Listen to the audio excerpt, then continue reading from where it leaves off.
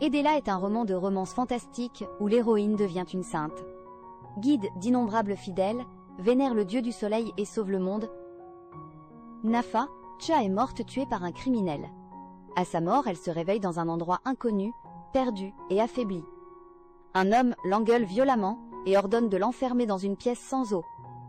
On la traîne de force, sous les regards remplis de dégoût des autres.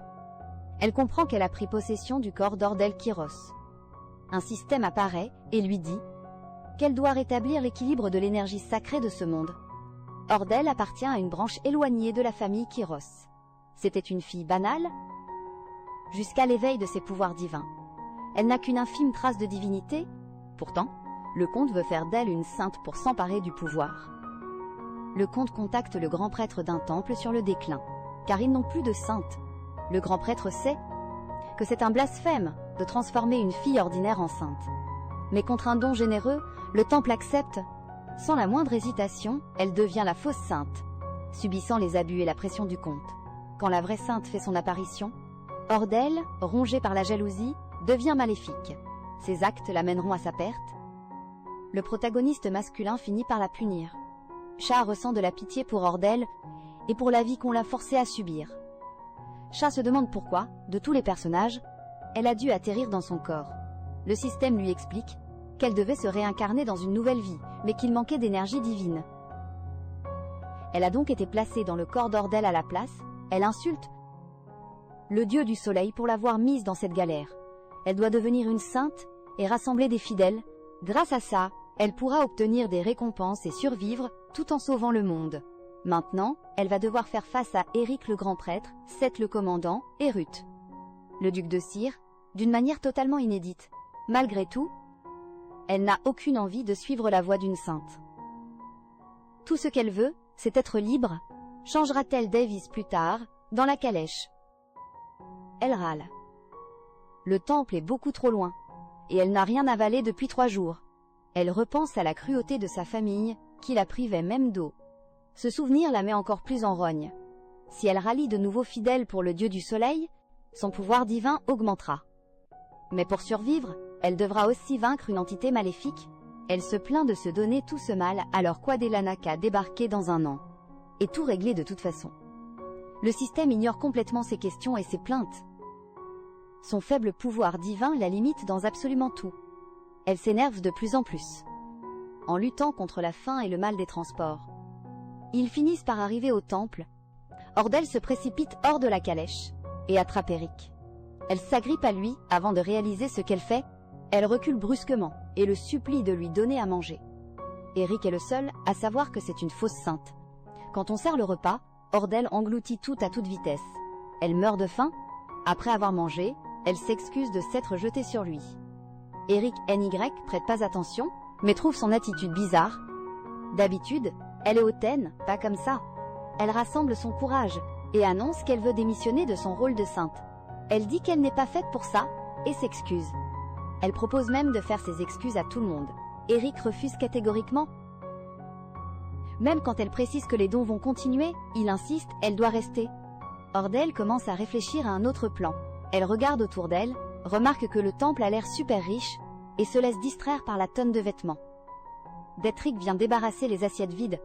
Ordel lui parle poliment et s'excuse. Il est complètement surpris par ce revirement soudain. Elle dit vouloir se racheter de ses actes. Elle a même prévu de vendre tous ses vêtements, sauf un seul, pour mettre de l'argent de côté pour l'avenir. T'en as parlé à Eric? Tous les deux trouvent que son comportement a radicalement changé. Ils pensent qu'elle a enfin compris que le comte n'a jamais rien eu à faire d'elle. Vous vous prenez trop la tête, Ordel s'est juste réveillée en pleine forme. Pas de boulot.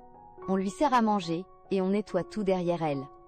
D'un coup, ça donne grave envie d'avoir cette vie. Un domestique frappe pour lui apporter son repas. Mais quand la servante remarque une miette à côté de l'assiette, elle panique. Son âme quitte presque son corps tellement, Ordel la terrifie. La servante se jette à genoux et la supplie de la pardonner. Comme si sa vie en dépendait. Mais Ordel laisse tout simplement couler. Même la servante est choquée de ne pas être punie. Ordel commence alors à se demander quel genre de personne était la vraie Ordel. Elle se demande bien pourquoi elle avait l'habitude de frapper les gens pour des erreurs aussi ridicules. Elle finit ensuite son repas en silence. Le système ouvre alors la carte du temple du dieu du soleil. Ça lui montre sa position et les environs, comme un GPS. Elle s'en sert pour trouver la cuisine. Quand elle arrive, tout le monde s'arrête de manger. Eric s'approche d'elle et lui demande ce qu'elle fait là. Il propose de s'occuper de la vaisselle et lui rappelle qu'elle peut circuler librement. Pendant ce temps, elle remarque que les enfants mangent de la soupe à l'eau et du pain rassis. Elle qui a eu un repas bien meilleur juste avant. Elle réalise immédiatement le décalage. Elle dit à Eric qu'ils doivent vendre ses vêtements sur le champ. L'argent devrait plutôt servir à acheter à manger. Elle décide de manger la même chose que les autres à partir de maintenant. Plus tard, elle s'assoit dans le jardin, perdue dans ses pensées. Tout le monde a l'air terrifié par elle ou est beaucoup trop respectueux. Même les simples prières avec elle semblent tendues et sur la réserve, elle comprend qu'elle ne peut pas juste attendre qu'Adela règle tous les problèmes. Elle doit agir par elle-même. Elle demande alors au système bien plus que de la richesse et de la gloire. Elle exige le droit de choisir sa propre vie après la mort. Puis, elle accepte la quête et devient officiellement la sainte. Elle reçoit une récompense, mais décide de l'ouvrir plus tard, puisqu'on l'observe de loin. Le système lui rappelle qu'elle peut aussi obtenir du pouvoir divin grâce aux dons. Elle râle, on lui a refilé un corps bousillé, et maintenant, elle doit faire des dons pour gagner du pouvoir. Malgré tout, elle décide d'aider le temple. Derek se plaint au grand prêtre Eric de la façon dont Ordel a changé. Elle savait déjà que les gens mangeaient si mal, et pourtant, elle a joué les choquer tout à l'heure. Il en a même des frissons en se rappelant comment elle a pleuré dans le jardin. Sauf qu'elle n'a pas pleuré. Eric sait très bien que c'est impossible. Cordell ignore la situation du temple.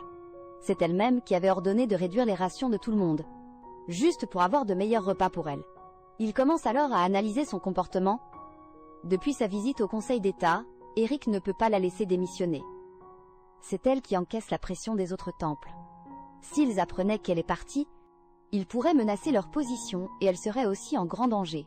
C'est grâce à elle que le temple tient encore debout, même s'ils doivent subir sa tyrannie. Détrick l'informe que le commandant sera bientôt de retour.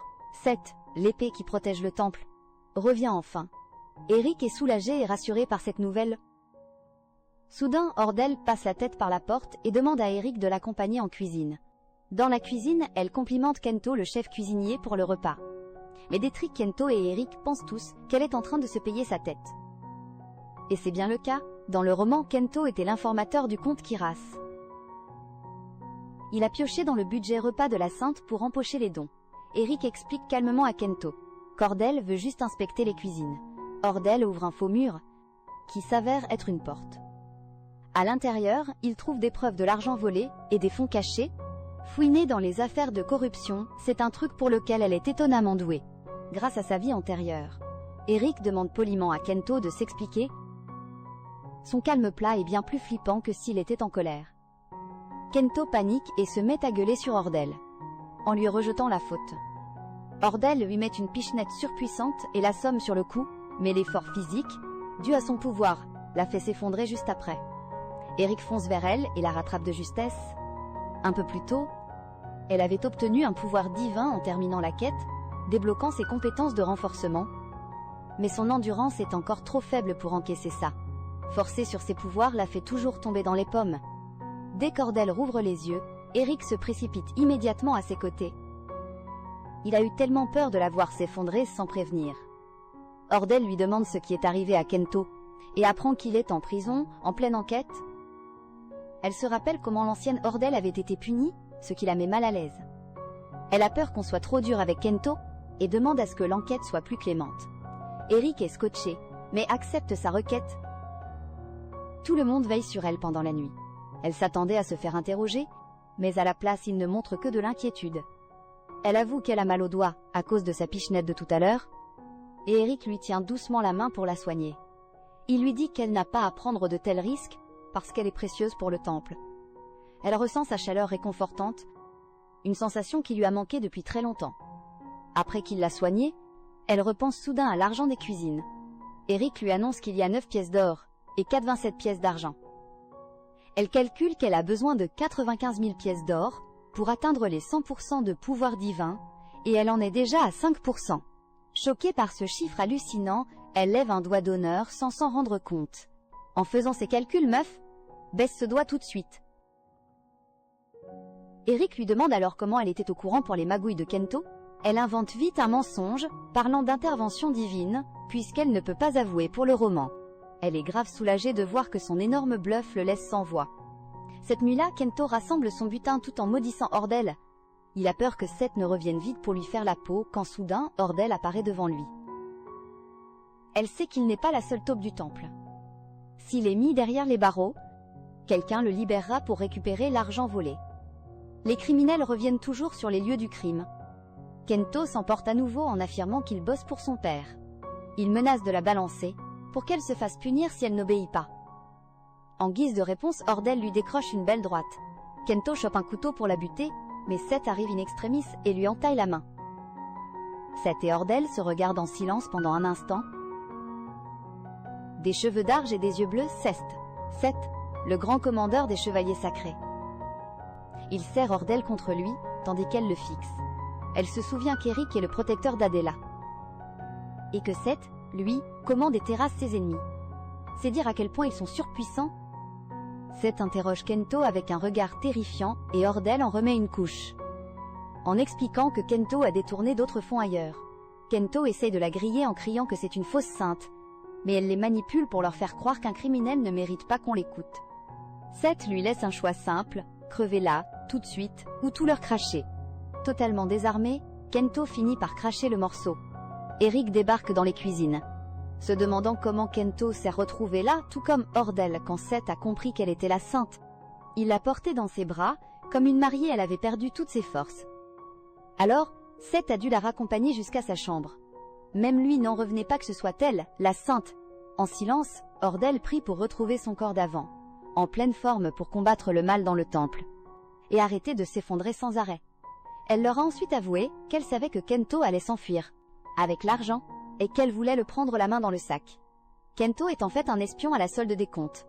Elle leur a expliqué avoir surpris une conversation entre Kento et le comte. Et Hélène Y a pas que lui, d'autres espions rôdent dans les parages. Mais Eric se demande alors pourquoi elle a gardé le silence. Elle a avoué que c'était un choix déchirant choisir entre son propre père et le temple. Mais plutôt que de se taire, elle a fini par comprendre que le temple avait cruellement besoin d'aide. Elle s'excuse pour son attitude passée et jure de toujours faire passer le temple en priorité. Elle a sincèrement envie de changer. En sortant de la pièce, Eric et Seth ont tout de suite remarqué ce grand changement chez Ordel, mais il leur reste des espions à attraper. Quoi qu'il en soit, ils ont décidé de boucler les lieux. Le lendemain, Eric empestait le sang après être resté au cachot, a interrogé Kento. Il repense alors aux mots d'Ordel et à sa volonté de changer. Lui aussi veut faire des efforts et instaurer une vraie confiance entre eux. Soudain, une servante accourt, paniquée. Elle leur annonce qu'Ordel a disparu. Ailleurs, un homme est assis dans une pièce lugubre. Son majordome lui annonce qu'ils ont retrouvé la Sainte Relique de Lumière. Elle se trouve dans la partie nord-ouest de l'Empire. Ils se mettent en route sur le champ. Il veut enfin se libérer de cette douleur qui l'enchaîne depuis toujours. Cette idée l'obsède complètement. Pendant ce temps, Ordel est à bout de souffle en courant. Prisonnière de ce corps si fragile, elle a l'impression de mourir tellement elle manque d'endurance. Des corbeaux l'observent s'effondrer comme s'il attendait son heure. Son corps tremble de partout et elle arrive à peine à tenir debout tout en jurant. Elle est tellement soulagée de voir arriver Seth et Eric, la sauvant de cet entraînement épuisant. Ils étaient morts d'inquiétude en voyant qu'elle avait disparu de sa chambre. Elle leur annonce qu'elle va se mettre au sport dès maintenant. Le vice-commandant, lui, s'occupe des chevaliers sacrés, pendant que Dietrich gère le clergé. Seth la rassure, les noms balancés par Kento étaient ceux de ses propres hommes, et il est prêt à démissionner s'il le faut. Mais Ordel lui ordonne aussitôt de n'en rien faire, et de continuer à protéger le temple. Seth s'agenouille alors devant elle, et lui jure fidélité. Il la protégera, elle et le temple, au péril de sa vie. Elle se rappelle que Seth avait autrefois protégé Ordel, dans le roman. Mais elle sait aussi très bien qu'il l'aurait tué, sans hésiter, si sa véritable identité venait à être découverte. Hors de question de finir comme ça.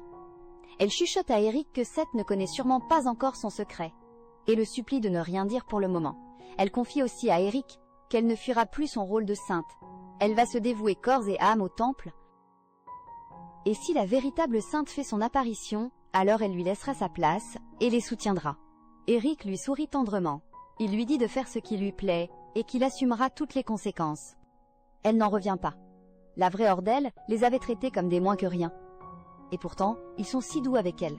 Ça lui donne envie de se surpasser, mais son corps est toujours à 2 doigts de lâcher pendant l'effort. Son endurance ne s'améliore que d'un poil. Une servante vient l'informer que quelqu'un de la famille Kyrios veut la voir. Elle s'en doutait un peu, et son aura devient soudainement glaciale.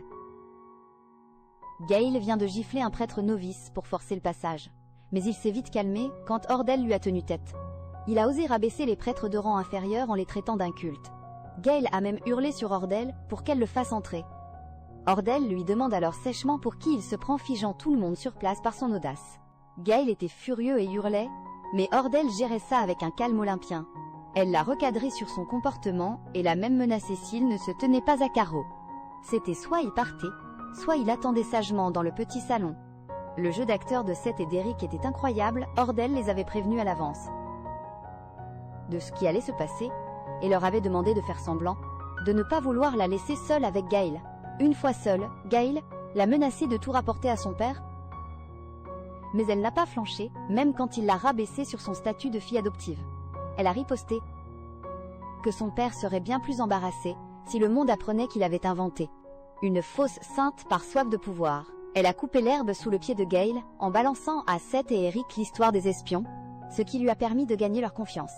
Elle lui annonce fièrement qu'elle sera la meilleure des espionnes, vu qu'Eric et Seth ont confiance en elle. Elle a ordonné à Gale de dire au comte qu'il n'avait plus besoin de placer ses pions, qu'elle rapporterait de l'argent en tant que véritable sainte. Pendant ce temps, Seth et Eric, eux, s'inquiétaient vraiment pour elle. Ils ont décidé qu'elle devrait avoir un garde du corps à partir d'aujourd'hui. Seth a jeté un coup d'œil par la fenêtre et a remarqué un carrosse noir. Ils ont de la visite. Un homme tout de noir vêtu est entré dans le temple, puis dans le petit salon où se trouvaient Ordel et Gale. Ce visiteur, c'est le duc Root, l'un des 4 piliers de l'Empire. Le maître de l'Ouest est le grand méchant de l'histoire originale.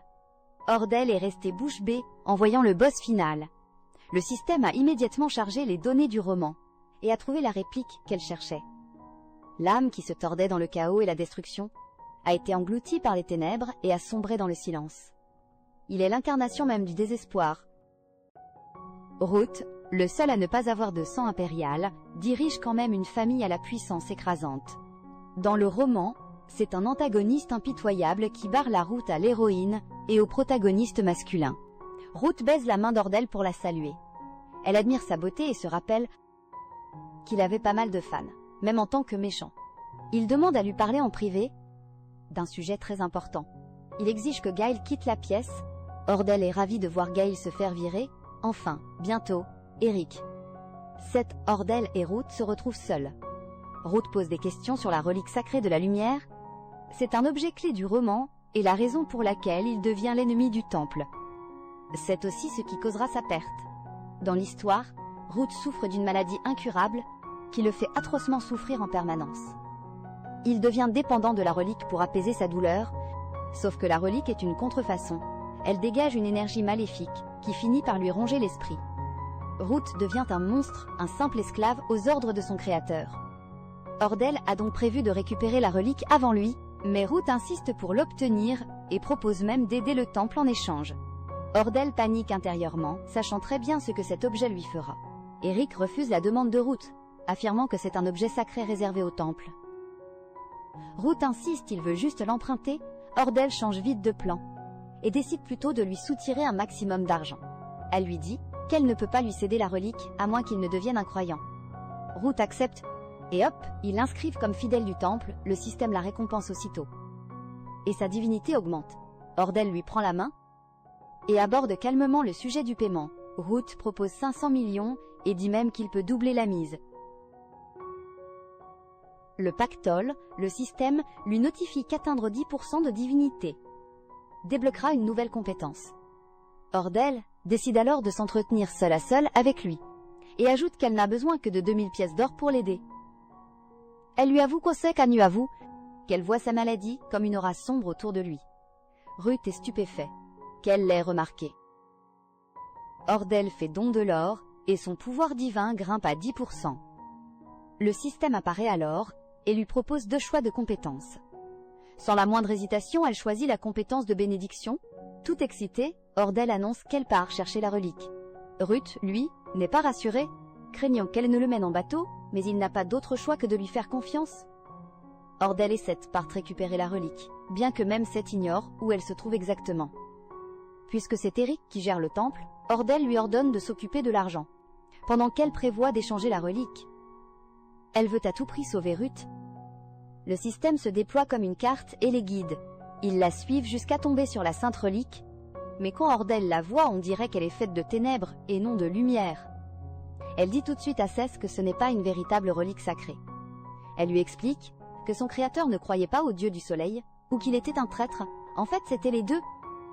Ce créateur était né avec le pouvoir divin du soleil, mais il l'a trahi pour vénérer son pire ennemi, et obtenir de nouveaux pouvoirs en retour.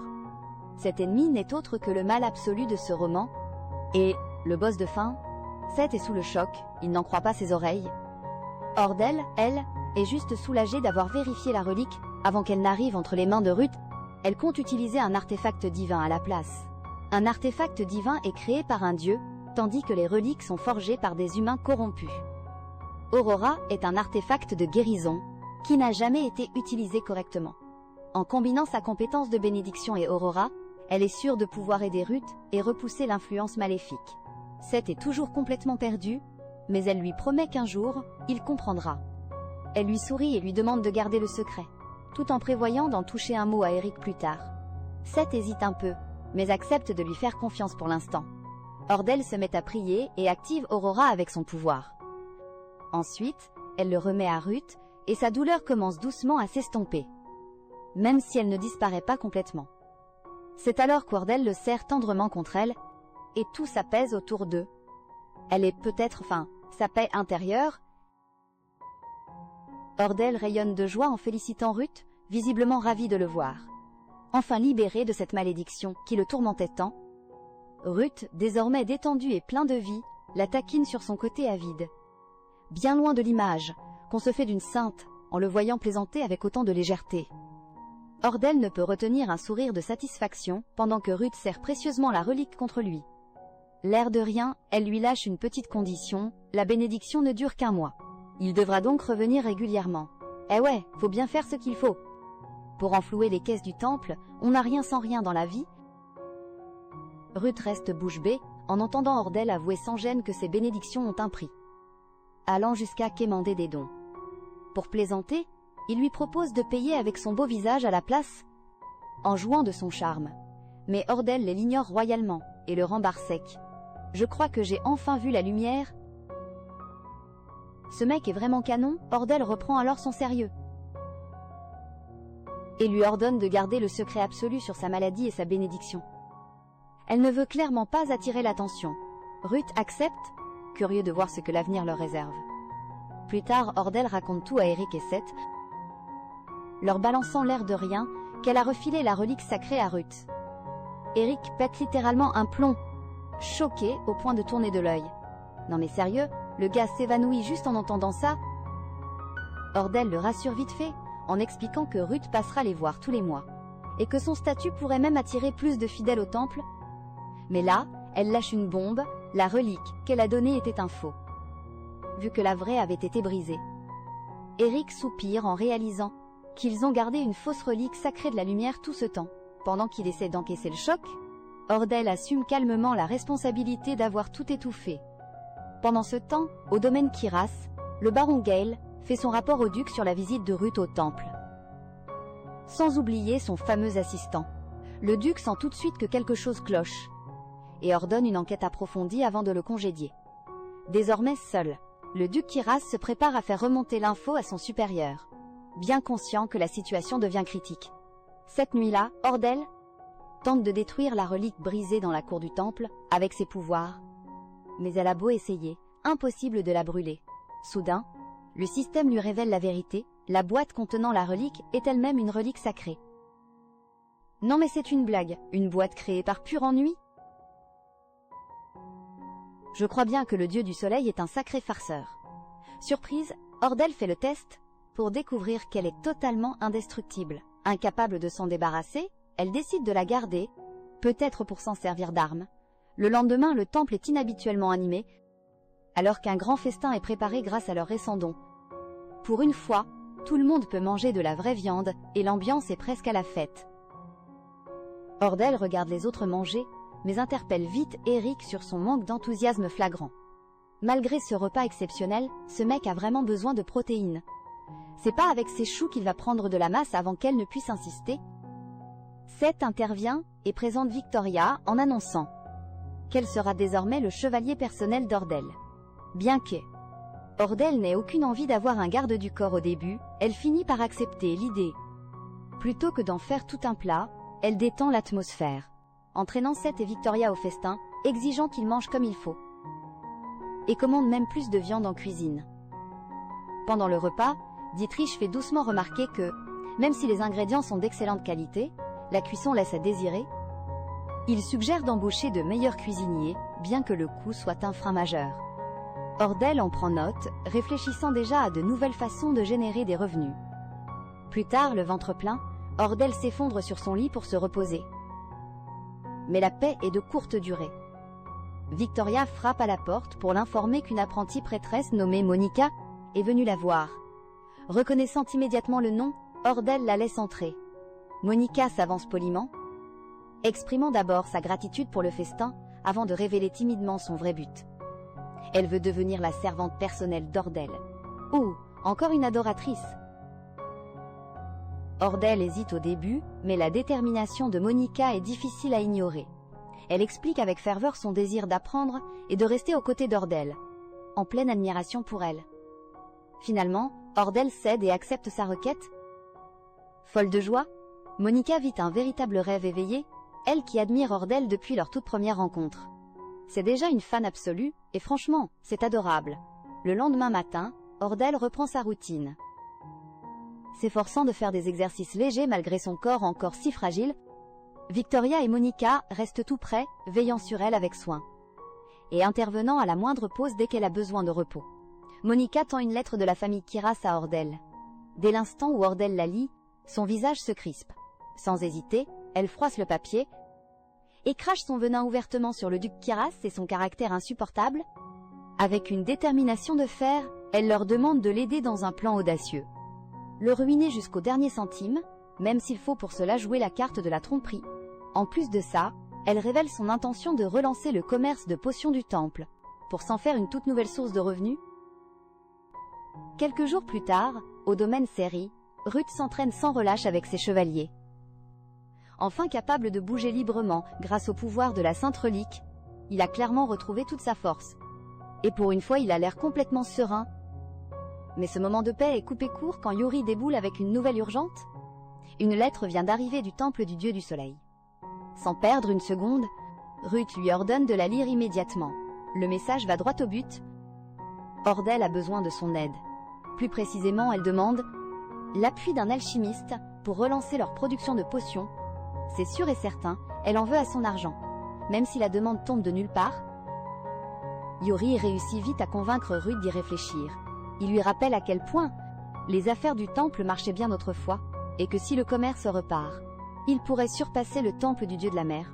Rien que ça pique la curiosité de Ruth, surtout vu à quel point leur arrogance l'insupporte, en particulier leurs saintes et leurs sages. Yuri en remet une couche en balançant ce qu'il a découvert sur le passé d'Ordel. Avec la famille Kiras, il lui révèle qu'elle a été maltraitée, et forcée de jouer ce rôle pour leurs propres intérêts. Sauf que Ruth balaie ça d'un revers de main, plutôt amusée de voir qu'elle n'a pas du tout l'air d'en souffrir, vu sa façon de se comporter. Bref, il décide quand même d'aller faire un tour au temple. Plus tard dans l'après-midi, Ordel discute de ses plans avec Eric. Elle lui explique qu'elle compte bien relancer la vente de potions du temple. Même si ses propres pouvoirs sont limités, elle est persuadée qu'avec de bons alchimistes, ils pourront produire et vendre ça comme des petits pains. Eric écoute attentivement, surtout quand il apprend que Ruth pourrait être de la partie. Mais avant qu'ils ne puissent finir, une servante les interrompt pour annoncer l'arrivée de Ruth. La vache, il n'a pas traîné. Jen connaît un qui a un petit faible. Ruth salue Ordel, qui a l'air hyper surprise de le voir débarquer aussi vite. Elle se reprend dans la seconde, l'accueille avec assurance, et lui fait comprendre avec piquant que c'est surtout son portefeuille qui lui a manqué. Elle a vraiment osé dire ça, sans aucune honte, sans perdre de temps. Ordel l'invite à déjeuner. avec la ferme intention de parler affaires pendant le repas. En mangeant, elle lui dit à quel point elle est ravie qu'il ait accepté son offre. Sauf que Ruth voit clair dans son jeu et la pousse à cracher le morceau. S'ensuit une négociation féroce où aucun des deux ne veut lâcher l'affaire pour tirer le meilleur profit. La tension monte, mais Ordell tient bon sur une répartition de 80-20, y ajoutant avec aplomb un petit bonus. Une offre dont elle est sûre qu'il ne pourra pas refuser. En pleine négociation, Ordell abat enfin sa carte maîtresse, elle propose à Ruth la chance de guérir totalement de sa maladie à l'avenir. Sauf que Ruth n'est pas convaincue. Au lieu d'accepter direct, il pousse pour du 60-40, mais avec une seule condition. Ordell doit absolument arrêter de mêler sa maladie à leur accord. Ça fige Ordell sur place. Elle réalise tout de suite qu'elle est allée trop loin. Elle s'excuse sincèrement de s'être servie de quelque chose d'aussi intime pour faire pression. Ruth s'adoucit. Plus amusé que vexé, il accepte finalement une répartition à 70-30. Et pour sceller l'accord, il verse même une avance très généreuse. Pour lancer leur affaire de potions. Punaise, mais il est riche comment ce mec si Ordell n'était pas une sainte. Je parie qu'elle épouserait Ruth sur un coup de tête. Le lendemain, deux alchimistes arrivent au temple. Jenric et Wolfgang. Ordell les accueille avec assurance et leur présente les conditions de travail, y compris leur salaire et ses attentes. L'offre est trop belle pour la refuser. Et tous les deux signent le contrat sur le champ, sans la moindre hésitation. Franchement, j'aurais fait pareil, ce contrat a l'air en or. Si seulement les entretiens d'embauche se passaient comme ça dans la vraie vie. Ensuite, Ordell leur présente Lana, une prêtresse qui supervisera la gestion de leur affaire. 2 potions. Maintenant que les présentations sont faites, elle ne perd pas de temps et distribue les tâches. Elle ordonne aux alchimistes de commencer à créer des potions en notant soigneusement chaque ingrédient et chaque étape. Les semaines passent. Quand Ordell vient voir où ils en sont, elle débarque dans un chaos total. Wolfgang et Jenric sont en plein milieu d'une dispute explosive, pendant que Lana galère à maintenir l'ordre. Évidemment que les génies s'embrouillent. Pourquoi c'est toujours comme ça? Juste au moment où ça va dégénérer, Lana pète complètement un câble. Elle frappe le sol du poing, assez fort pour le fissurer, ce qui fait instantanément taire les deux hommes. Alors qu'elle vide son sac, son explosion de colère fait effet, les deux s'excusent vite fait, ramenant un semblant de paix. Le lendemain, ils présentent leurs recherches et leurs avancées à Ordell. Même si elle salue leurs efforts, il est clair que les résultats ne sont pas encore là pour obtenir des effets de guérison plus puissants. Sentant leur découragement, Ordell les invite à faire une pause, autour d'un thé. Dès que Jenric en prend une gorgée, il est surpris par son goût riche et apaisant. Ordell lui explique que ce thé est fait à partir d'une fleur spéciale, cultivée dans le temple et infusée de pouvoirs divins. Cette explication provoque un déclic chez Jenric. Son visage s'illumine alors qu'une nouvelle idée germe dans sa tête. De retour au domaine Cyréa, il est temps pour la visite mensuelle de Ruth au temple du dieu du soleil. Comme la bénédiction commence à se dissiper, sa maladie refait surface, ramenant avec elle cette douleur écrasante qu'il ne connaît que trop bien. Malgré ça, Ruth ne peut pas ignorer cet étrange sentiment d'impatience qu'il ressent. C'est presque comme si cette douleur n'était qu'une excuse de plus pour revoir Ordell. Oh oh, Yen a un qui a complètement craqué. Quand il arrive enfin au temple, il salue Ordell de manière très détendue, marchant tranquillement à ses côtés comme si de rien n'était. Il lui fait même quelques remarques taquines sur son retard, mais Ordell les balaie d'un revers de main et l'emmène directement au laboratoire. À l'intérieur, Lana, Jenric et Wolfgang sont complètement plongés dans leur travail. Au moment où ils réalisent qui est Ruth, ils se figent avant de réagir, complètement sous le choc. Jenric reprend vite ses esprits et lui explique avec enthousiasme leurs avancées. En combinant des herbes et cette fameuse fleur sacrée comme ingrédient principal, ils ont réussi à créer une potion stable et de très haute qualité. En entendant ça, Ordell leur accorde une prime, visiblement très satisfaite de leur travail.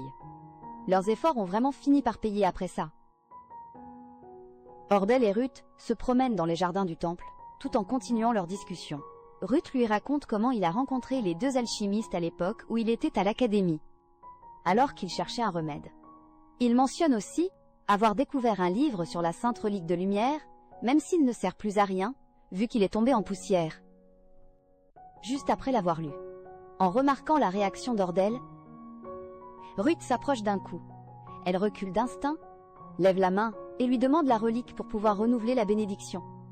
Mais au lieu de ça, Ruth fait une vraie folie, il retire complètement la relique pour tester les effets de la potion.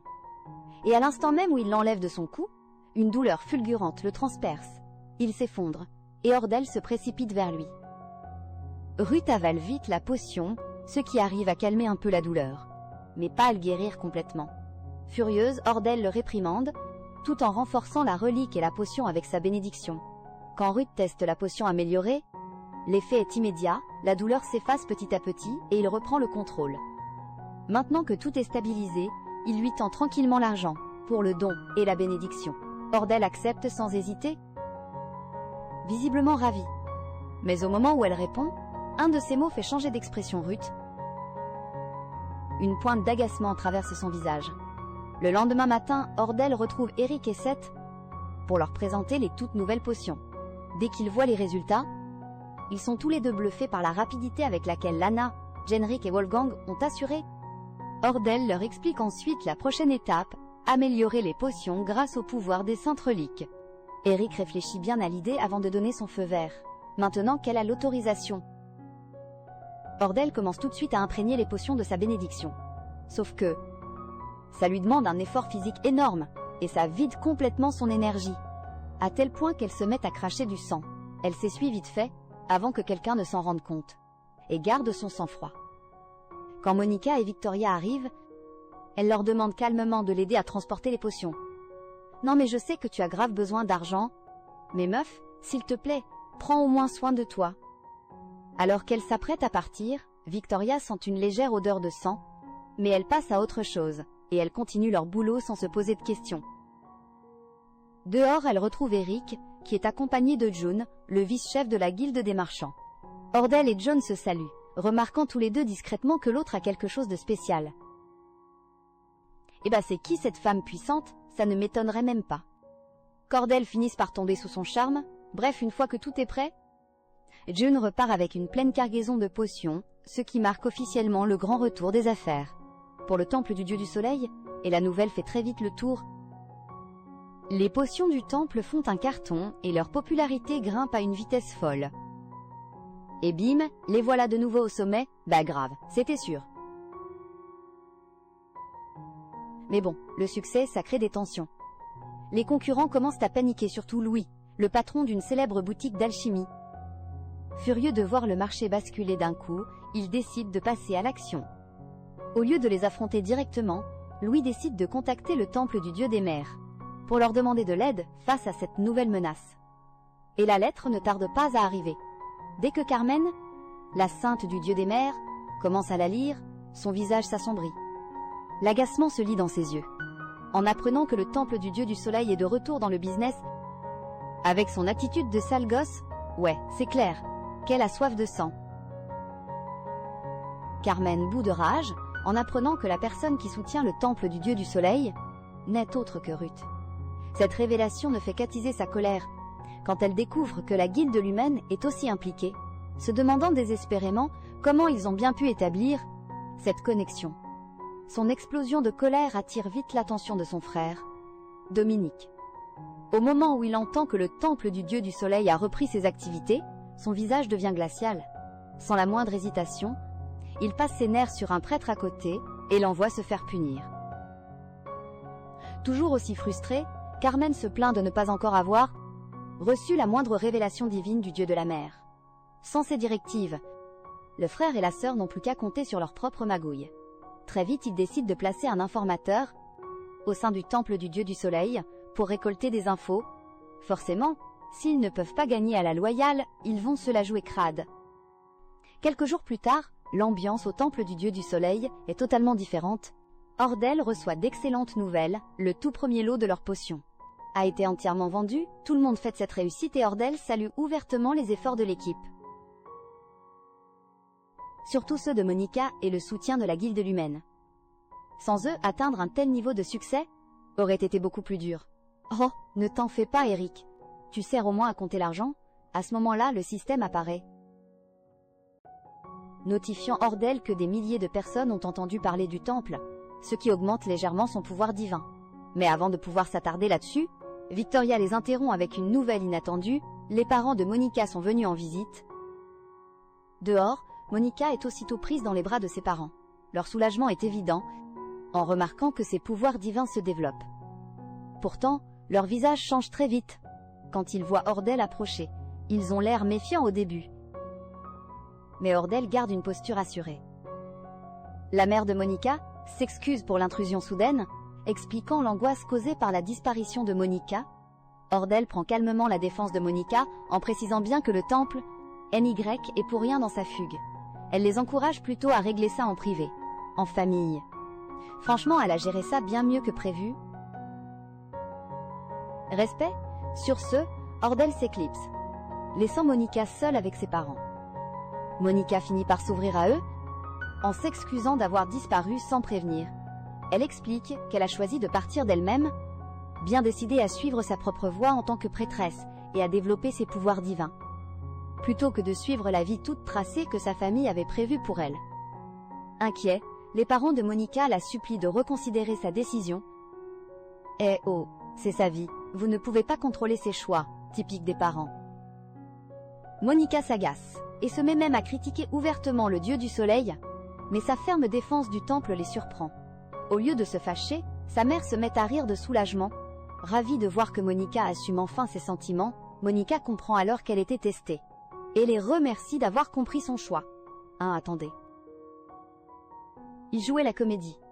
Elle leur explique ensuite comment le temple du dieu du soleil a repris ses activités, avec l'aide de la guilde Lumène, tout en rendant fièrement hommage à Ordel qui lui avait autrefois sauvé la vie. En entendant ça, les parents de Monica se sont précipités vers Ordel pour proposer de devenir les mécènes du temple, voulant aussi l'aider à couper les ponts avec la maison Kaira. Ils sont prêts à doubler leur soutien, Ordel est touché par leur gentillesse, mais leur suggère plutôt de devenir des fidèles du temple, en apprenant que Ruth l'est déjà. Ils acceptent avec joie. Ce soir-là, Ordel discute avec Victoria de la famille de Monica, et remarque à quel point les familles peuvent être différentes. Elle fait l'éloge de la force et de la prestance de Victoria, en tant que chevalier sacré, ce qui réjouit discrètement Victoria. Mais juste au moment où Ordel s'endort, le système DIA déclenche l'alarme, un intrus a pénétré dans le temple. Et il a la ferme intention de la tuer, sentant l'intrus s'approcher. Ordel se prépare à l'impact. Dès qu'il entre, elle réagit au quart de tour, et le frappe avec une relique divine pour l'arrêter. Aïe, ça a dû faire mal. J'aurais presque de la peine pour lui. En voyant le sang, elle hésite, mais le maîtrise rapidement, avec ses propres vêtements, et exige des réponses. L'intrus reste muet, elle se sent obligée de tenter de le soigner, mais le système l'avertit qu'une malédiction bloque toute guérison. C'est à ce moment-là qu'elle réalise de qui il s'agit. Jeremy Carls, le troisième rôle masculin, tentant le raffut pendant sa patrouille, et débarque en trombe pour tomber sur Ordel, assise sur Jeremy. Dans une posture plutôt équivoque, il s'arrête net, visiblement perturbé, avant de percuter que Jeremy est un intrus. Ordel s'explique et prend sa défense, affirmant qu'il n'est plus dangereux, et demande à Seth de s'en occuper sans lui faire de mal. Seth, toujours inquiet, soulève Jeremy et décide de renforcer la sécurité sur le champ. Avant de partir, Ordel annonce qu'elle interrogera Jeremy en personne et ordonne à Seth de ne pas le tuer. Seth accepte et s'en va, en espérant que les choses se calment enfin. Tôt le lendemain matin, Ordel se réveille en pleine forme, ce qui est plutôt inhabituel. En se préparant pour l'entraînement, elle remarque que Seth est déjà posté devant sa porte, après avoir monté la garde toute la nuit. Très vite, la rumeur de l'intrus fait le tour du temple. Bien que le personnel sache qu'Ordel était la cible, la plupart des servantes finissent par s'inquiéter. Bien plus pour l'intrus que pour elle. Au petit déjeuner, l'ambiance devient super gênante. Tout le monde prenant soudainement ses distances avec Ordel. Elle se retrouve toute seule avec Seth. Il lui explique que Victoria est actuellement occupée par des affaires du temple, indirectement liées à la situation d'Ordel. Seth ajoute que c'est pour garantir sa sécurité. Ordel comprend vite et soupire, et l'accepte sans discuter. Elle commence aussi à remarquer à quel point les gens l'évitent ces derniers temps. Pas besoin qu'on lui fasse un dessin. Elle capte que c'est à cause des récentes rumeurs. Hey, tout le monde a droit à une seconde chance, non? Surtout Ordel. Plus tard, Ordel et Seth descendent dans les cachots, où Eric les attend déjà, jetant un regard glacial à Jeremy. Dès qu'Ordel arrive, son visage s'adoucit. Il lui prend la main et lui transmet discrètement son pouvoir protecteur, encore inquiet pour la nuit dernière. Ordel le remercie avec un tendre sourire. Eric panique instantanément, rougit et recule maladroitement. Ouh, y en a un qui a le béguin. Quelques instants plus tard, il fait son rapport. Jérémie est marqué par la malédiction divine d'un dieu maléfique, le rendant impossible à soigner ou à libérer par des moyens classiques. Tous les trois entrent dans la cellule, mais Jérémie refuse de coopérer ou de répondre aux questions. Frustré, Ordel s'approche de lui avec la relique divine et se met à le frapper rudement pour le forcer à réagir, surtout après ce fameux coup critique qu'elle lui avait déjà balancé. Ordel remarque à quel point le coffret semble fait pour elle, comme s'il ne faisait plus qu'un. Eh bien, j'imagine qu'au moins Jérémie a réagi à cette attaque et tout ça, grâce à ce coffret. Elle fait part de sa théorie à Eric et Seth. Ce coffret doit être une relique divine, Quest, ce qui pourrait expliquer son pouvoir. Sinon, non seulement elle est unique en son genre, mais elle pourrait même être liée au dieu de l'oubli éternel. Eric avoue qu'il ne sait pas trop pourquoi leur temple la possède, ou pourquoi ils gardent la relique de lumière. Mais au moins ils ont réussi à repousser l'ennemi. Alors il est temps de l'exécuter, attendez quoi. Les deux hommes encore conscients se disputent pour se débarrasser de l'assassin, mais Ordel s'y oppose, car Jérémie a reçu la bénédiction du dieu des mers, et pas le genre de bénédiction qui fait du bien. En voyant son état second, il n'est peut-être qu'un simple pion. Eric et Seth NY comprennent rien. Pourquoi donner une seconde chance à quelqu'un qui a failli la tuer, même en sachant que Jérémie sera manipulé? Même en sachant qu'il est un personnage crucial, elle n'a pas le cœur de l'abandonner. Si ce n'est pas Ordel, alors peut-être que sa véritable identité pourra le sauver. Eric fait confiance à son jugement. Si elle veut le libérer du pouvoir du dieu des mers, alors qu'il en soit ainsi. Seule avec le corps inconscient de Jérémie, Ordel pose le coffret sur son ventre, et elle commence son infusion sacrée. Des fenêtres d'avertissement clignotent de partout. Ça va épuiser son corps à l'extrême, mais elle continue quand même. Personne n'a osé qu'une malédiction divine ne pouvait pas être brisée. Même si le sang coule, et que ses pouvoirs se heurtent à ceux du dieu des mers, elle s'acharne, même si ça doit lui coûter la vie. Ça n'a plus d'importance. Ce n'est même pas sa première vie, de toute façon. Elle hurle et supplie le dieu du soleil de l'aider, mais hélas, son corps lâche, le sang s'échappe de tout son être. Mais ça a suffi pour voir une étincelle de lumière dans les yeux sans vie de Jérémie. Une partie de la malédiction est brisée. Un souvenir refait surface. Cha-Soo-won, en train de se faire gronder par sa meilleure amie, pour s'être inscrite à l'académie de police. Elle lui expliquait tous les dangers, mais sous ses airs froids, Jo Yoon-jin était une meilleure amie douce et si précieuse, et peut-être qu'elle le sera toujours, peu importe l'univers dans lequel elle se trouve. Le lendemain, Ordel est toujours inconsciente dans son lit. Eric rassure Monica, la sainte va s'en remettre. Il l'a déjà soignée. Pourtant, la jeune prêtresse s'en veut terriblement. Elle se dit que si elle était restée, rien de tout ça ne serait arrivé. Eric lui avoue la vérité sur ce qui s'est passé hier. L'assassin n'a fait aucun mal à Ordel. C'était même tout le contraire. Sauver l'ennemi était entièrement sa propre décision. Il n'aurait jamais cru qu'une personne avec des pouvoirs divins aussi faibles puisse avoir une volonté de faire. Il pensait qu'elle viendrait lui demander de l'aide, s'il avait su comment ça allait finir. Il aurait éliminé Jérémie lui-même, sans la moindre hésitation. Parfois, j'oublie à quel point il peut être cruel, même pour un prêtre. Victoria se pose aussi des questions sur le comportement d'Ordel. D'habitude, la sainte est une femme raisonnable. Une seule explication lui vient à l'esprit, Jérémie est super beau gosse, tout comme un certain duc. Serait-il possible qu'elle ait un faible pour les beaux garçons, franchement? Ça se tient comme théorie, même si Victoria devrait probablement surveiller la sainte d'un peu plus près. Ordel finit par se réveiller, et trouve Monica en larmes à son chevet, morte d'inquiétude. Perdue dans ses souvenirs de Jo Yoon-jin, Ordel ne réalise pas à quel point les gens tiennent vraiment à elle dans cette vie. Monica lui annonce une nouvelle surprenante. Jérémie a retrouvé la parole. Et Ordel se souvient en effet que ses yeux semblaient beaucoup plus vivants. Avant qu'elle ne perde connaissance, il refusait toujours de parler à qui que ce soit d'autre qu'elle. Sans plus attendre, Ordel lui rend visite dans sa cellule quelques jours plus tard. Jérémie est plus charmant qu'avant, mais il ne se souvient d'elle que comme la casseuse de crâne.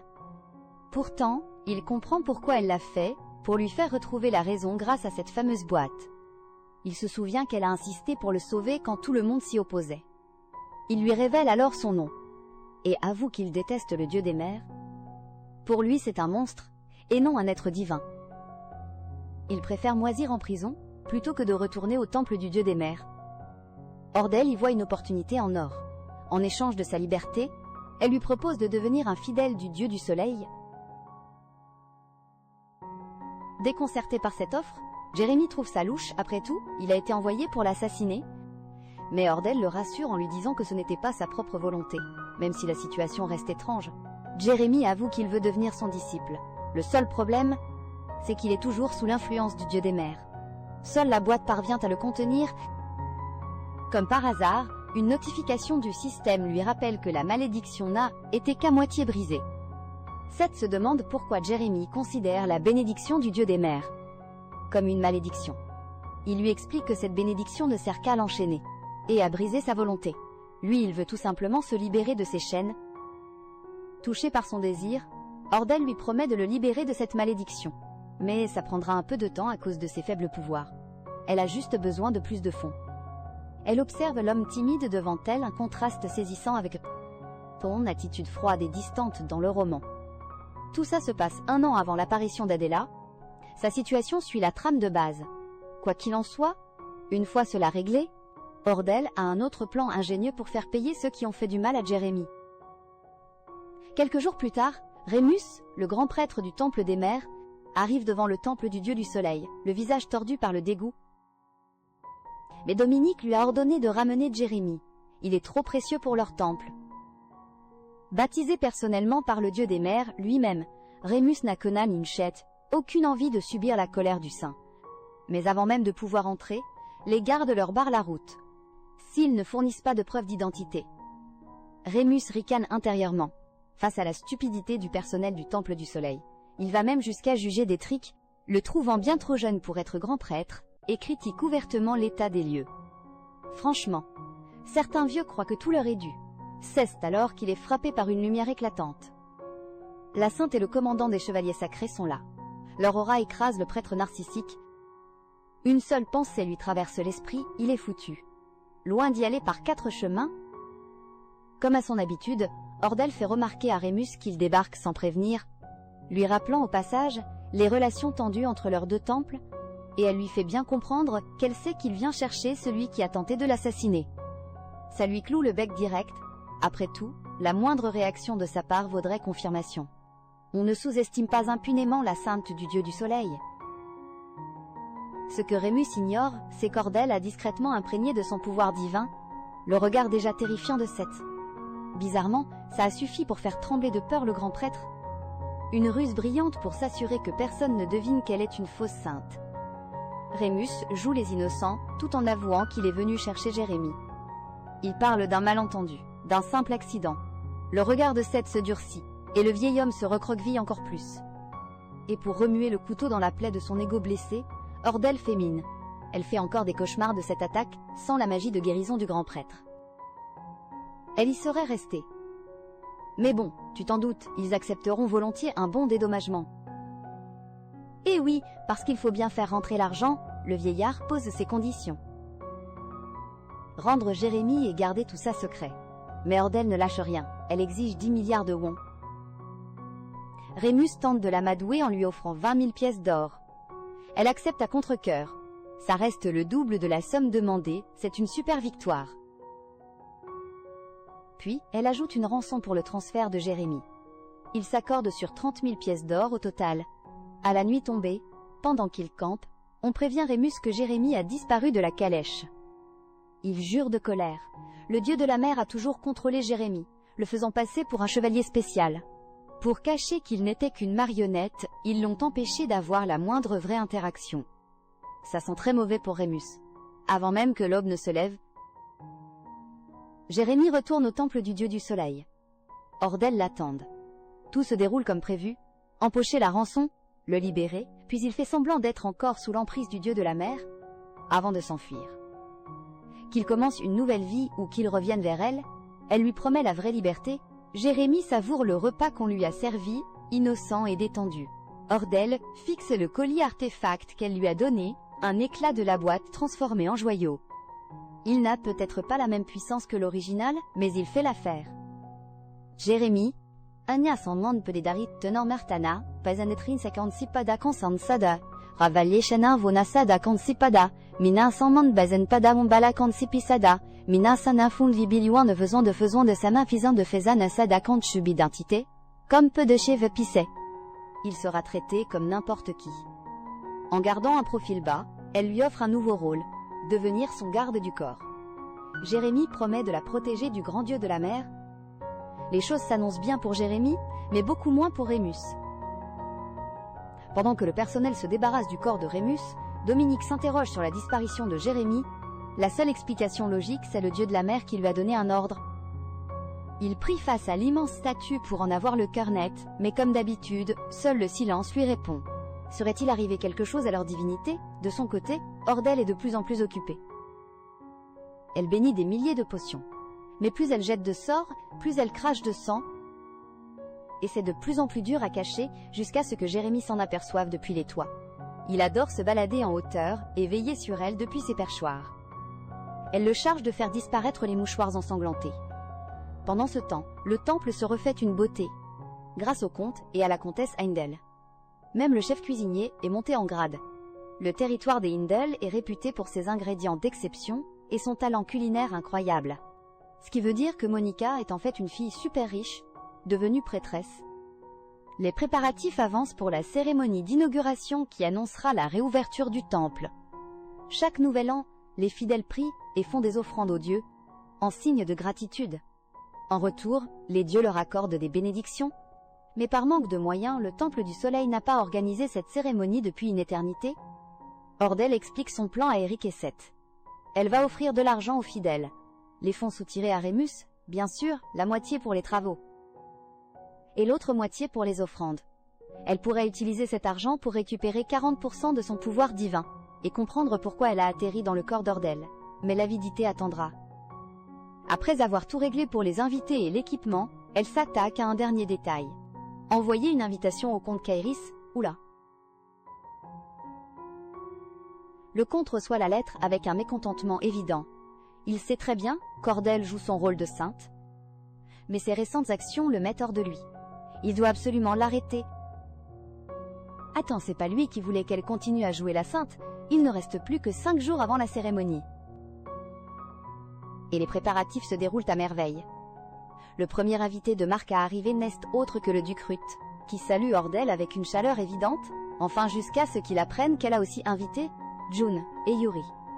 Son humeur s'assombrit d'un coup, surtout quand Ordel s'approche un peu trop près de June, et ça empire quand elle avoue avoir un autre riche mécène. Son visage se crispe. Mais Ordel, complètement aveugle à sa jalousie naissante, s'imagine qu'il est juste déçu par les travaux. Pour lui remonter le moral, elle lui annonce que les chambres sont prêtes. Ruth a la plus belle suite, juste à côté de la sienne. C'est vraiment un invité de la plus haute importance. Mais qu'est ce qu'il est censé attendre avec impatience? Au juste, on ne saura jamais ce qu'elle voulait dire. Car un autre invité arrive en avance, le comte Kyrios. Le duc et le comte se retrouvent face à face. On peut lire une vraie confusion dans leurs regards. Ordel est tout aussi perdu. Pourquoi son père adoptif est-il arrivé si tôt? Le vieil homme prend un ton faussement mielleux. Il veut simplement voir les travaux et discuter un peu avec elle. En tant que tutrice, elle n'a pas d'autre choix que d'accepter. Dans l'histoire originale, la famille Kyrios a connu la gloire après qu'Ordel soit devenue une sainte. Alors pourquoi le comte essaie-t-il de l'en empêcher? Il exige qu'elle arrête tout ça immédiatement, en lui rappelant qu'elle n'est qu'une fausse sainte et qu'elle n'a aucun droit de prendre ses propres décisions. Il sort en trombe, après lui avoir ordonné d'annuler tous ses projets. Mais le pire, c'est qu'il exige quand même qu'elle fasse bonne impression devant le duc. Quel gros malade. Heureusement que Jérémy espionnait depuis le plafond. Il propose même de le tuer. À l'origine, Ordel voulait faire croire à Ruth que le comte la maltraitait. Ce qui est vrai d'ailleurs. Tout ça pour qu'il l'aide à s'enfuir. Mais là, le comportement du comte la laisse perplexe. Dans l'histoire d'origine, quand on a découvert qu'Ordel était une usurpatrice, le comte a joué les victimes. Il a gravi les échelons et est devenu marquis. Zéro punition, l'auteur a juste souligné que les gentils ne gagnent pas à tous les coups. Le problème, c'est que cet auteur, c'est sa meilleure amie. Ju-yoon d'inceste quand même ironique, que Cha-sewon soit devenue la méchante de sa propre histoire, non. Ordel demande à Jeremy de surveiller le comte, pour pouvoir se concentrer sur les vraies questions. Pourquoi le comte a-t-il fait d'elle une fausse prêtresse? Pourquoi est-il autant obsédé par le duc? Et pourquoi veut-il empêcher la renaissance du Temple du Soleil? À chaque fois, le comte Kyrios trouve un truc à redire. Des plaintes ridicules à longueur de journée dans le temple, Ordel rêve de le ficher à la porte. Mais elle a besoin de réponses. Elle n'arrive pas à comprendre pourquoi la vraie Ordel cherchait tant l'affection de cet homme cruel. Monica la rassure. Ils sont là pour la protéger, elle peut faire ce qui lui chante. 2 chevaliers veilleront sur elle cette nuit, et Jeremy montera aussi la garde. Mais malgré toute cette protection, le doute la ronge. Ils tiennent à elle, d'accord, mais et s'ils découvrent qu'elle n'est qu'une fausse prêtresse? Elle sort sur le balcon pour prendre l'air. Une voix familière l'interpelle son nouveau voisin. C'est Ruth, avec du vin. Leur balcon se touche presque. Ordel le prévient qu'elle ne tient pas très bien l'alcool. Elle lui donne même la permission de l'attacher au lit. Si ça dégénère, ma pauvre Ordel, laisse un peu souffler ce pauvre homme. Elle décide de recharger l'Aurora en avance. Ruth se penche, beaucoup trop près pour que ce soit innocent. Pendant qu'elle bénit la relique, elle lui glisse. Qu'elle peut maintenant offrir des bénédictions de 2 mois. Ça fera moins de déplacements pour le duc. Mais Ruth refuse net, le Temple du Soleil est le seul endroit où il peut vraiment se détendre. Surtout quand il est avec elle, oh là là. Il est malin. Mais Ordel, toujours aussi naïve, lui dit simplement de passer quand il en a envie. Ruth sent que quelqu'un l'observe depuis le plafond. Jeremy, ça ne sert à rien de te cacher, Ruth est un épéiste magique de renom. Il pourrait bien le tuer en plein milieu de son petit discours d'autosatisfaction. L'esprit d'Ordel s'égare. Comment Ruth fait-il pour posséder des pouvoirs divins? Cette énergie lumineuse que seule elle peut voir, est-il lié à l'indice qu'elle recherche? Les jours s'écoulent paisiblement, et les soirées arrosées s'enchaînent chaque nuit. À 2 jours de la cérémonie, la famille Heindel fait enfin son apparition. Une vieille rancœur refait surface en apprenant que Gale est aussi de la partie. Ils ne gâcheront pas la cérémonie, mais après ça, tout sera permis. Ordel décide d'ignorer leur petit drame pour le moment. Tous les invités de marque sont là. Le banquet peut enfin commencer. En chemin vers la salle de réception, le comte Cyrus et Gale se moquent déjà entre eux de la médiocrité de la nourriture. Qui sera servi? Avant de se retrouver bouche bée face à la quantité astronomique de plats luxueux et au raffinement des décorations. Tous les autres étaient ravis du résultat, ce qui prouve que les efforts d'Ordel ont payé. Enfin, pas vraiment au goût du comte. Pendant que tout le monde profite joyeusement du repas, Ordel discute avec Ruth à ses côtés. Elle en profite pour observer les autres comme Gale, qui n'a pas l'air de capter que la personne qui l'a giflé est juste à côté de lui. Pendant que le père de ce dernier le foudroie du regard, c'est à ce moment-là que Ruth se met à draguer Ordel, en lui glissant qu'il est prêt à devenir son mécène numéro 1. Toujours aussi innocente, Ordel lui répond que le duc est comme une vraie salle des coffres, et que tout le monde voudrait de lui.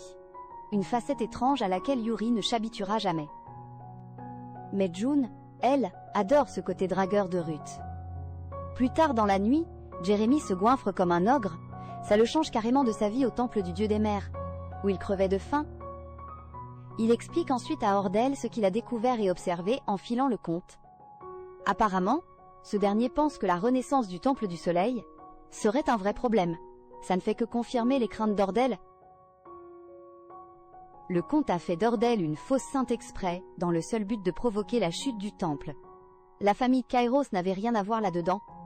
Et si elle se souvient bien, il n'agit pas seul. Quelqu'un d'autre tire les ficelles dans l'ombre. Le jour de la cérémonie de consécration arrive enfin. Seth se présente pour escorter la sainte, mais il finit par s'agenouiller en silence, envoûté par sa beauté, avant de la guider vers l'autel. Sous le regard du public, Ordel s'avance vers l'autel, où Eric l'attend avec le plateau d'offrande. C'est le moment qu'elle attendait. Mais pourquoi la boîte à offrande lévite comme ça? Qu'importe, le spectacle doit continuer. Alors qu'Ordel dépose le sac de pièces dans la boîte volante. Une lumière éblouissante jaillit de la statue décapitée du dieu du soleil. Des rayons chaleureux inondent la cour, laissant tout le monde sans voix. C'est exactement ce qu'espérait Ordel. La fenêtre de statut s'ouvre, une nouvelle compétence lui est accordée, l'inventaire, après la cérémonie. Le thé est servi aux invités de marque. Ils félicitent tous la sainte pour son organisation impeccable. Ordel en profite pour jeter des fleurs à Eric et Seth, en soulignant tout leur travail. June plaisante, en disant qu'elle a tout l'air d'une maman super fière de ses 2 beaux garçons. Ruth refuse d'être mise à l'écart, il se porte volontaire pour devenir son fils, lui aussi. Il s'est super bien débrouillé, lui aussi, et un débat taquin éclate. Qui est le numéro 1 dans le cœur de la sainte? Ordel choisit Eric. Lui qui a gardé son secret pendant si longtemps, Seth arrive en 2e. Il rougit en la remerciant pour sa bienveillance. Ruth, lui, arrive bon dernier. Il jure, avec une fausse détermination, de remonter dans le classement mais il boude, c'est clair, malgré les blagues d'Ordel. Plus tard dans la nuit, Eric lui rend visite dans ses quartiers. Ordel lui avoue que le comte veut fermer leur commerce de potions. Eric tombe des nues, il ne parle presque jamais au comte. La dernière fois qu'ils se sont parlé, c'était quand le comte a profité du désespoir du temple pour imposer Ordel comme fausse sainte. À l'époque, le comte avait l'air angoissé, comme s'il était pressé par le temps. Ordel recolle les morceaux, le dieu de la mer veut détruire le dieu du soleil, mais le comte Cyrus n'a aucun lien avec le dieu de la mer, ce qui veut dire que le véritable ennemi du dieu du soleil est le mal incarné. Le lendemain, Ordel annonce au comte qu'ils vont arrêter le commerce de potions, mais c'est leur seule source de revenus, leur seul lien avec le duc. S'ils perdent leur mécène, ils perdent la confiance du peuple. Alors elle demande au comte de lui donner un beau paquet d'argent. Meuf, tu aurais dû l'arnaquer depuis le début, Ordel joue la fille sans défense. Si elle perd cet argent, comment elle va faire pour s'acheter ce qui lui plaît?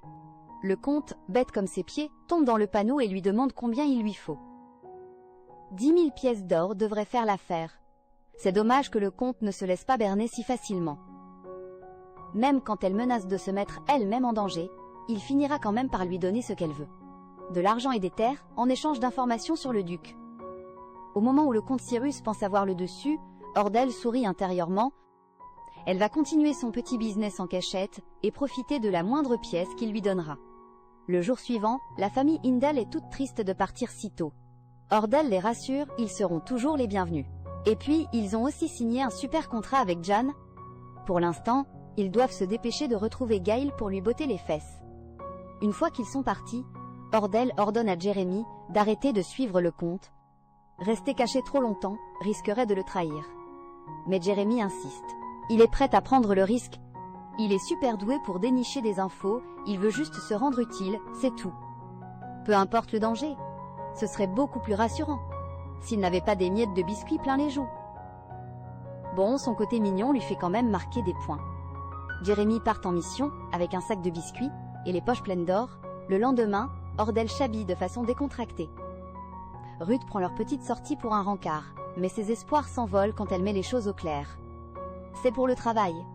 Il lui propose quand même de prendre son cheval, puisqu'une calèche risquerait de griller leur déguisement de roturier. Toute troublée de voir Ruth s'asseoir si près d'elle, Ordel se reconcentre sur leur mission. Ils doivent se rendre dans un petit village très pauvre qui s'appelle Le Bar. Pour l'instant, l'endroit n'a rien d'exceptionnel. Ruth insiste pour avoir plus de détails, mais Ordel lui promet juste qu'il aura le frisson de la découverte. Elle lui expliquera tout plus tard. C'est une petite surprise qui donne envie d'y être. Et voilà, c'est tout pour aujourd'hui les gars, vous en avez pensé quoi? Comme d'habitude, n'oubliez pas de